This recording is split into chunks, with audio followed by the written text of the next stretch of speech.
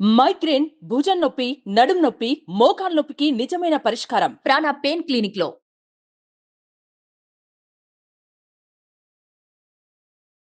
హరిత మామూలుగా అంటూ ఉంటారు, మంచిగా నువ్వు స్ట్రాంగ్గా ఉండాలి, నువ్వు ధైర్యంగా ఉండాలి అంటూ ఉంటారు. బట్ అది విననికి మనకు నిజంగా ఆ టైంలో చాలా బాగుంటుంది. మనం ఎందుకున్నాం, మనకు తోపులం, మనకి ఏదొచ్చినా ఓకే అనుకుంటాం. బట్ కష్టాలు వచ్చినప్పుడు మాత్రం చాలా కృంగి కుసించి అంటారు, కుమిలిపోతారు. కొంతమంది మాత్రం ఎన్ని కష్టాలు వచ్చినా ధైర్యంగా ఉంటారు.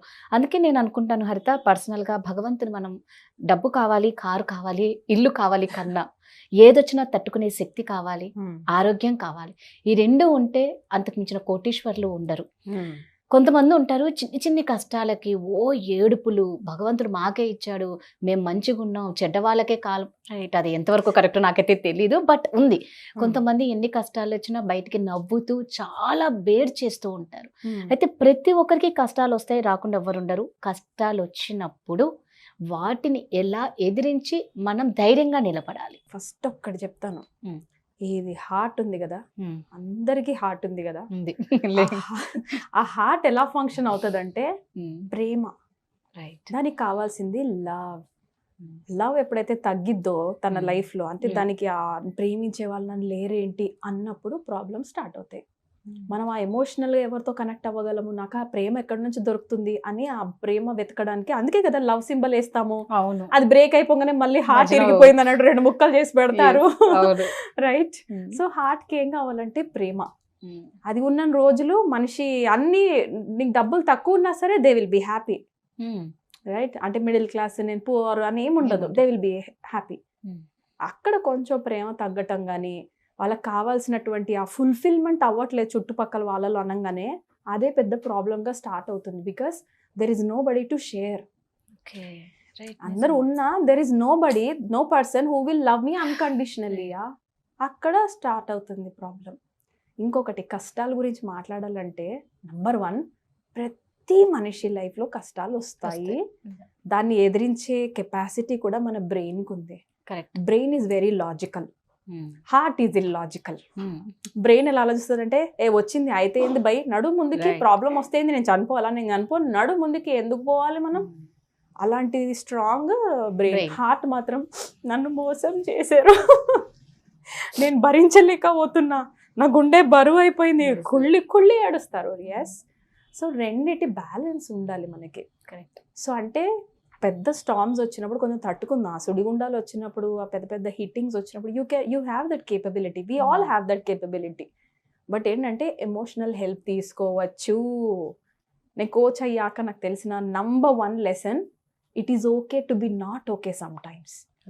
మన హార్ట్ ఈసీజీ తీసినప్పుడు చూడు, ఇలా up and down, up and down, up and down, and that is working of a functioning of a heart.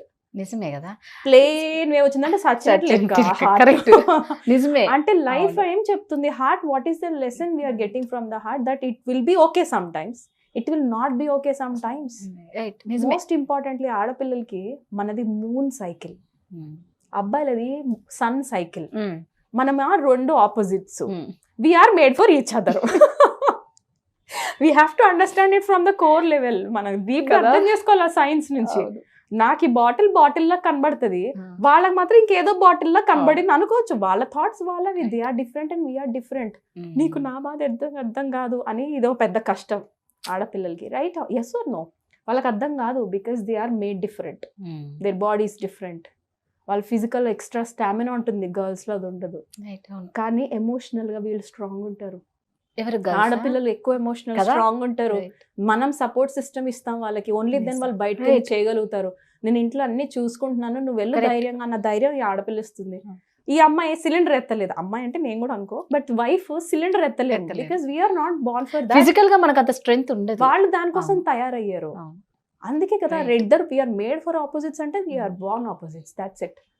మరి ఇప్పుడు ఇక్కడ మనం యాక్సెప్ట్ చేయాలి. ప్రాబ్లం అన్నది ఫస్ట్ అది చిన్నదా పెద్దదా అన్నది మన మీదనే ఉంటుంది. పెద్ద ప్రాబ్లంని చిన్నగా కూడా చేసుకొని అది ఇంత అని ఫుట్బాల్ బాగినట్టు అన్నా బాధొచ్చు. లేదు, చిన్న ప్రాబ్లం వాళ్ళేదో ఒక డైలాగ్ అంటారు, నీకు ఇది కూడా రాదా అని, ఓ మై గాడ్ నాకు ఇది కూడా రాదని అన్నారు అని ఫోన్ చేసి గంటలు అన్నా ఏడవచ్చు. మీరు అబ్జర్వ్ చేస్తే ఒక్కొక్క అమ్మాయి అదే ప్రాబ్లము 15 days బ్యాక్ పిచ్చ లైట్ తీసుకునేది 15 days తర్వాత అదే ప్రాబ్లమ్ గుక్కబెట్టి ఏడ్చి నలుగురికి చెప్పుకొని రభస చేస్తుంటుంది. This is because of moon cycle. Will have the period cycle. ఆ పీరియడ్స్ వల్ల మన వల్ల ఏమవుతుందంటే మన హార్మోనల్ చేంజెస్. ఒక చంద్రుడు ఎలా ఉంటాడు, అమావాస్యకి కనిపించకుండా పోతాడు, పౌర్ణమికి నిండుగా ఉంటాడు. ఆడపిల్ల అలాంటిది. We will keep changing every day. Month మొత్తం మన మూడ్ స్వింగ్స్లో ఉంటాము. And that is true. Periods అయిన వెంటనే 1 week హైలో ఉంటాము, 2nd week కొంచెం పర్లేదు, 3rd week will be very, 4th week వచ్చామంటే ఇంకా అమావాస్య టైం అనమాట. మన దగ్గరికి ఏ ప్రాబ్లం, నువ్వు ఏది తీసుకొచ్చినా ప్రాబ్లం కిందనే కనబడుతుంది. నువ్వు దాంట్లో పాజిటివ్ ఎక్స్పెక్ట్ చేయలేము. ఫస్ట్ వీక్లో ఎంజాయ్ చేసిన సేమ్ సిచ్యువేషన్ ఇక్కడ కూర్చొని ఏడుస్తుంటాం ఆపోజిట్ చేసుకొని. This is how we are. Women ఇలా ఉంటారు. We are contradiction. First week high, next last week లో. Boys are not like that. Gents are different. వాళ్ళు they follow the 24-hour clock cycle. వాళ్ళకి ఏంటంటే మార్నింగ్ లెగ్గానే దే విల్ బి ఎనర్జెటిక్. నేను ఈరోజు ఇక్కడికి వెళ్ళాలి, ఈ బాస్ని కలవాలి, ఇక్కడ నేను ఇంత సంపాదించాలి, నా ఫ్యామిలీకి ఇలా చేయాలి, సెక్యూరిటీ ఇవ్వాలి. వాళ్ళ ప్యాటర్న్స్ ఇలా ఉంటాయి. మధ్యాహ్నానికి నైట్ అయ్యేసరికి వాళ్ళు అలసిపోతారు. They will be feeling like నాకు ఎవ్వడు వద్దురా బాబు, నువ్వేం నస పెట్టకి ఇప్పుడు నన్ను వదిలే అంటారు. హస్బెండ్ ప్యాటర్న్స్ ఇలా ఉంటాయి, ఒక జెంట్స్ ప్యాటర్న్స్ ఇలా ఉంటాయి. 24 hours వాళ్ళు మార్నింగ్ ఎనర్జెటిక్, నైట్ అయ్యేసరికి ఎగ్జాస్టెడ్. ఫిజికల్గానే అనట్లేదు, ఎమోషనల్గా కూడా దే విల్ బీ ఎగ్జాస్టెడ్. ఆ టైంలో వాళ్ళకి షార్ట్స్ ఓపెన్ చేయాలనిపిస్తుంది, లేకపోతే టీవీలో ఎవరు లేకుండా హాల్లో చూసుకోవాలనిపిస్తుంది. And that is their time. మనకి ఇలాంటి టైము పీరియడ్స్కి ముందు, పీరియడ్స్ టైంలో ఉంటుంది. And that super okay. That super okay. ప్రాబ్లమ్స్ని ఈరోజు నేను అదే అండర్స్టాండ్ చేసుకోవడానికి ట్రై చేస్తే, కోచ్గా నేను వెళ్ళి అబ్జర్వ్ చాలా మందిని కలిసాను రాధా. ఇట్స్ నాట్ ఒకరిని నేను చూసేసి చెప్పేట్లేదు. We follow opposite cycles, we have opposite cycles, but we try to make them together, which will not happen. అవ్వదది. వాళ్ళు డిఫరెంట్, వీళ్ళు డిఫరెంట్, అమ్మాయి డిఫరెంట్, బాయ్ డిఫరెంట్. నువ్వెందుకు డిఫరెంట్ ఉన్నావు మనం క్వశ్చన్ చేయలేం, బికాస్ గాడ్ క్రియేటెడ్ అస్. ప్రపంచంలో మన దేవుడు తయారు చేసినప్పుడు నువ్వు ఎట్లా తయారు చేస్తావు అని ఎట్లా క్వశ్చన్ చేస్తాం? ఓకే, నువ్వు ఇంత బ్యూటిఫుల్ గిఫ్ట్ ఇచ్చావు, వీఆర్ హ్యాపీ. ప్రాబ్లమ్స్ ఎవరికి రావు రాదా?